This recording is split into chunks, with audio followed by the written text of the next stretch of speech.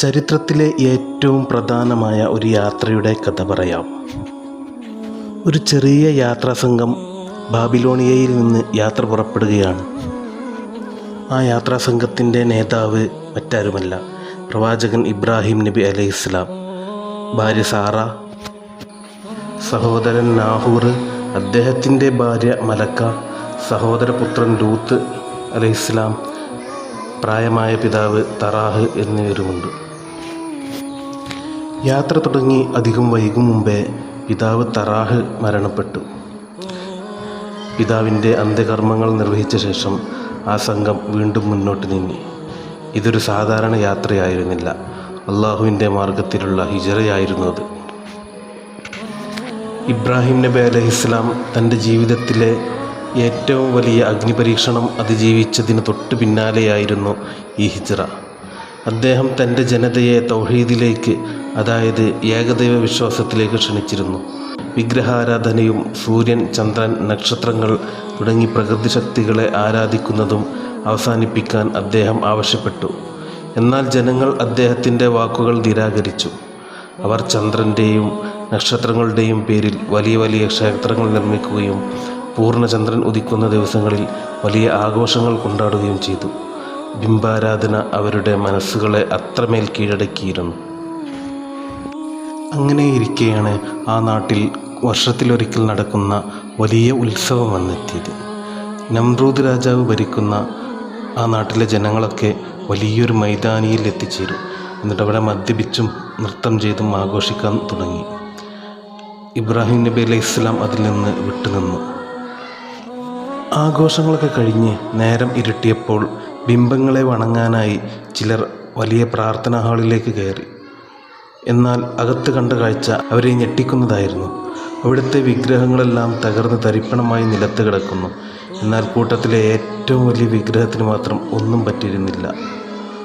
അതിൻ്റെ കഴുത്തിൽ ഒരു കോടാലി കെട്ടിത്തൂക്കിയിട്ടുണ്ടായിരുന്നു.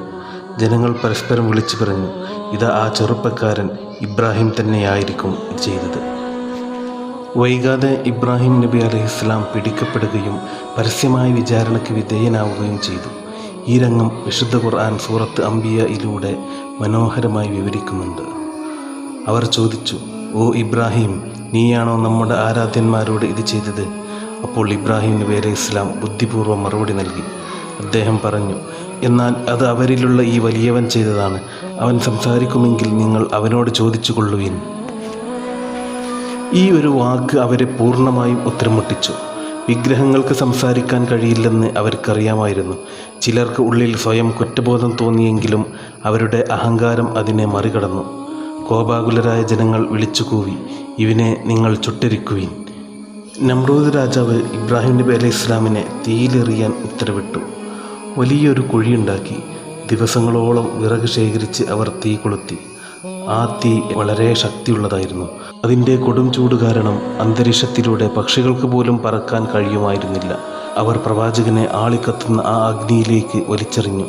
ആ നിമിഷത്തിൽ ഇബ്രാഹിം നബി അലൈഹിസ്സലാം അള്ളാഹുവിൽ പൂർണ്ണമായി ഭാരമേൽപ്പിച്ച് ഇപ്രകാരം ചൊല്ലി, ഹസ്ബി അല്ലാഹു നിഅമൽ വക്കീൽ. ഈ സമയത്ത് ജിബ്രീൽ അലൈഹിസ്സലാം വന്ന് സഹായം ആവശ്യമുണ്ടോ എന്ന് ചോദിച്ചപ്പോൾ, എൻ്റെ അവസ്ഥ അള്ളാഹുവിനറിയാം എന്നായിരുന്നു അദ്ദേഹത്തിൻ്റെ മറുപടി. അപ്പോൾ അള്ളാഹു ആ തീയിനോട് കൽപ്പിച്ചു. നാം പറഞ്ഞു, തീ, നീ ഇബ്രാഹിമിന് തണുപ്പും രക്ഷയും ആവുക. ഈ ഒരു കാര്യം സൂറത്തുൽ അംബിയ 69-ാമത്തെ ആയത്തിൽ പറയുന്നുണ്ട്. അദ്ദേഹം ഒരു പോറൽ പോലും ഏൽക്കാതെ ആ ചാരത്തിൽ നിന്നും പുറത്തേക്ക് നടന്നു വന്നു. ഇതിനുശേഷമാണ് സകല ലോകർക്കുമായി അനുഗ്രഹിക്കപ്പെട്ട ഭാവിയിൽ പ്രവാചകന്മാരും വേദഗ്രന്ഥങ്ങളും വരാനിരിക്കുന്ന ഷാം രാജ്യത്തിലേക്ക് ഹിജറ പോവാൻ അള്ളാഹുവിൻ്റെ കൽപ്പന ഉണ്ടാകുന്നത്. അങ്ങനെ അവർ ഷാമിലെത്തി അവിടെ പ്രബോധനം നടത്തിക്കൊണ്ടിരിക്കുകയായിരുന്നു. അതിനിടയിലാണ് അവിടെ കടുത്ത വരൾച്ച കാരണം ഇബ്രാഹിം നബി അലൈഹിസ്സലാമിനും കുടുംബത്തിനും ഈജിപ്തിലേക്ക് യാത്ര ചെയ്യേണ്ടി വന്നു. എന്നാൽ അവിടുത്തെ രാജാവ് വളരെ ക്രൂരനായ ഒരാളായിരുന്നു. വിദേശത്ത് നിന്ന് വരുന്ന സുന്ദരികളായ സ്ത്രീകളെ തട്ടിക്കൊണ്ടുപോയി കൊട്ടാരത്തിലെത്തിക്കാൻ അവൻ്റെ ദൂതന്മാർ അതിർത്തികളിൽ കാവൽ നിൽക്കുന്നുണ്ടായിരുന്നു. ഇബ്രാഹിം നബി അലൈഹിസ്സലാമിൻ്റെ പത്നി സാറ ഭൂമിയിലെ ഏറ്റവും സുന്ദരിയായ സ്ത്രീകളിൽ ഒരാളായിരുന്നു. ഹവ്വ റളിയല്ലാഹു അൻഹാക്ക് ശേഷം ലോകം കണ്ട ഏറ്റവും വലിയ സൗന്ദര്യവതി. രാജാവിൻ്റെ ഭടന്മാർ ഇവരെ തടഞ്ഞു നിർത്തി സാറ ആരാണെന്ന് ചോദിച്ചപ്പോൾ സുരക്ഷയെ കരുതി ഇബ്രാഹിം നബി അലൈഹിസ്സലാം പറഞ്ഞു, ഇവളെൻ്റെ സഹോദരിയാണ്. അതായത് ആ നാട്ടിൽ അള്ളാഹുവിൽ വിശ്വസിക്കുന്ന ഒരേ ഒരു സഹോദരനും സഹോദരിയും അവർ മാത്രമായിരുന്നു. രാജാവിൻ്റെ കൽപ്പനപ്രകാരം സാറാ ബീവിയെ കൊട്ടാരത്തിലെ ആഡംബര മുറിയിലേക്ക് കൂട്ടിക്കൊണ്ടുപോയി. എന്നാൽ മുറിയിൽ തനിച്ചായ ഉടൻ അവർ വുളൂ ചെയ്ത് നിസ്കരിക്കാൻ നിന്നു. അവർ കൈകളുയർത്തി അള്ളാഹുവിനോട് പ്രാർത്ഥിച്ചു, അള്ളാഹുവേ, ഞാൻ നിന്നിലും നിൻ്റെ പ്രവാചകനിലും വിശ്വസിച്ചു. എൻ്റെ ഭർത്താവല്ലാതെ ആരും എന്നെ സ്പർശിച്ചിട്ടില്ല. എൻ്റെ പരിശുദ്ധിയെ നീ കാത്തോളണമേ. ഈ ക്രൂരൻ്റെ കരങ്ങളിൽ നിന്ന് നീ എന്നെ രക്ഷിക്കണമേ. അവളുടെ സൗന്ദര്യം ആസ്വദിക്കാൻ ക്രൂരനായ രാജാവ് അടുത്തേക്ക് നടന്നെടുത്തു. എന്നാൽ അവളെ സ്പർശിക്കാൻ കൈ നീട്ടിയ പാടെ അവൻ ശ്വാസം മുട്ടി. ശരീരം തളർന്നുപോയി. ഭയന്നുപോയ അവർ നിലവിളിച്ചു, എൻ്റെ ശക്തി തിരിച്ചു കിട്ടാൻ പ്രാർത്ഥിക്കൂ, ഞാനിനി ഉപദ്രവിക്കില്ല. സാറാ ബീവി കരുണയോടെ പ്രാർത്ഥിച്ചപ്പോൾ അവൻ ശക്തി തിരിച്ചു കിട്ടി. എന്നാൽ വീണ്ടും രാജാവ് ഉപദ്രവിക്കാൻ തുനിഞ്ഞു. ഉടൻ തന്നെ മുമ്പത്തേക്കാൾ ശക്തിയായി അവൻ വീണ്ടും തളർന്നു വീണു. 3-4 തവണ ഇത് ആവർത്തിച്ചപ്പോൾ ഇത് ഒരു സാധാരണ സ്ത്രീയല്ലെന്ന് രാജാവിന് മനസ്സിലായി. അവർ ഭയത്തോടെ കാവൽക്കാരെ വിളിച്ചു പറഞ്ഞു, ഇവളെ വേഗം ഇവിടെ നിന്ന് കൊണ്ടുപോകൂ. ഇതൊരു മനുഷ്യനല്ല, ഏതോ ആത്മാവാണ്. സാറയെ ആദരവോടെ പറഞ്ഞയക്കാൻ തീരുമാനിച്ച രാജാവ് ഹാജർ എന്ന കുലീനയായ ഒരു പെൺകുട്ടിയെ കൂടി അവർക്ക് സമ്മാനമായി നൽകി. ഇതേസമയം പുറത്ത് ഇബ്രാഹിം നബി അലൈഹിസ്സലാം തൻ്റെ പത്നിയുടെ സുരക്ഷയ്ക്കായി കണ്ണീരോടെ പ്രാർത്ഥനയിലായിരുന്നു. എന്നാൽ അള്ളാഹു അവർക്കിടയിലെ മറകൾ നീക്കിക്കൊടുത്തിരുന്നു. കൊട്ടാരത്തിൽ നടക്കുന്ന അത്ഭുതങ്ങളെല്ലാം ഇബ്രാഹിം നബി അലൈഹിസ്സലാം തത്സമയം കാണുന്നുണ്ടായിരുന്നു. തൻ്റെ പത്നിയുടെ ദീനീബോധവും പരിശുദ്ധിയും കണ്ട് അദ്ദേഹത്തിൻ്റെ മനസ്സ് അള്ളാഹുവോടുള്ള നന്ദി കൊണ്ടും ഭാര്യയോടുള്ള സ്നേഹം കൊണ്ടും നിറഞ്ഞു. സാറാ ബീവി ശാന്തമായ മുഖത്തോടെ മടങ്ങിയെത്തിയപ്പോൾ ഇബ്രാഹിം നബി അലൈഹിസ്സലാം ചോദിച്ചു, എന്താണുണ്ടായത്? ദുഷ്ടൻ്റെ ഉപദ്രവത്തിൽ നിന്ന് അള്ളാഹു എന്നെ രക്ഷിച്ചു എന്നായിരുന്നു അവരുടെ മറുപടി.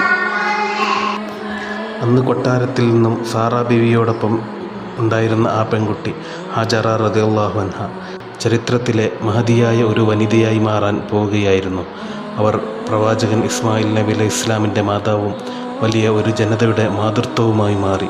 ഇന്ന് ലോകത്തിൻ്റെ വിവിധ കോണുകളിൽ നിന്നും ഹജ്ജിനും ഉംറക്കുമായി പോകുന്ന ദശലക്ഷക്കണക്കിന് ആൾക്കാർ ഓടിയകലുന്നത് അന്ന് തൻ്റെ കുഞ്ഞിനായി വെള്ളം തിരിഞ്ഞ് ഹാജറ ബീവി സഫാ മർവ കുന്നുകൾക്കിടയിലൂടെ ഓടിയ ആ വിശുദ്ധമായ ചുവടുകളെ ഓർമ്മിച്ചുകൊണ്ടാണ്. അവരുടെ മാതൃസ്നേഹത്തിൻ്റെ അചഞ്ചലമായ വിശ്വാസത്തിൻ്റെയും പ്രതിഫലമായി അള്ളാഹു നൽകിയതാണ് ഇന്നത്തെ സംസം. ലോകാവസാനം വരെ അത് വറ്റാതെ ഒഴുകിക്കൊണ്ടേയിരിക്കും. ഈ ഒരു സംഭവത്തിന് ശേഷം ഐശ്വര്യത്തിൻ്റെയും സമൃദ്ധിയുടെയും ഒരു കാലഘട്ടമാണ് ഇനി ഇവർക്ക് വരാൻ പോകുന്നത്. ഇതിനെക്കുറിച്ച് നമുക്ക് അടുത്ത വീഡിയോയിൽ വിശദീകരിക്കാം. അള്ളാഹു തൗഫീഖ് നൽകട്ടെ.